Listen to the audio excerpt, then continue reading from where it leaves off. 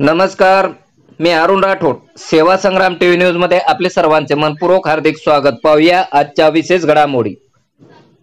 मागील वर्षाचा पीक विमा मिळाला नाही तर भव्य ट्रॅक्टर मोर्चा काढू, गोपाळराव बोराडे.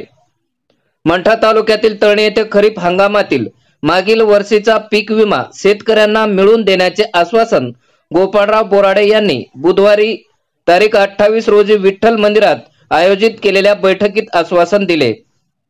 यावेळी तळणीचे माजी सरपंच सुदामांना सरकटे, प्रकाशराव सरकटे, प्रभुसिंग चव्हाण, बालासाहेब मोरे, रोस्तो मोगडे, कैलास येऊल, पत्रकार प्रदीप पाटील, अरुण राठोड, कैलास पवार यांची उपस्थिती होती.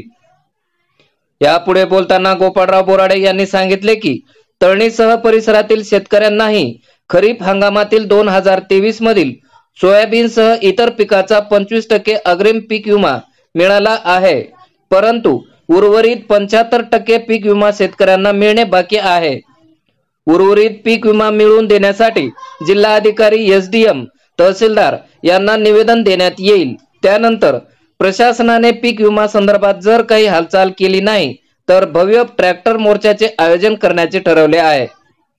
त्यासाठी जास्तीत जास्त शेतकऱ्यांनी ट्रॅक्टर मोर्चात सहभागी होण्याचे आवाहन केले आहे.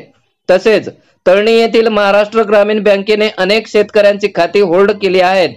ज्या शेतकऱ्यांचे खाते होल्ड केले आहे त्या शेतकऱ्यांच्या खात्यावरील होल्ड काढण्यासाठी शाखा अधिकारी यांना भेटणार असल्याचे त्यांनी सांगितले.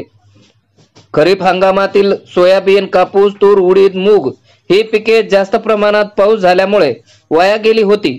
त्यामुळे शेतकऱ्यांचा हातातोंडाशी आलेला घास हिरावला गेला.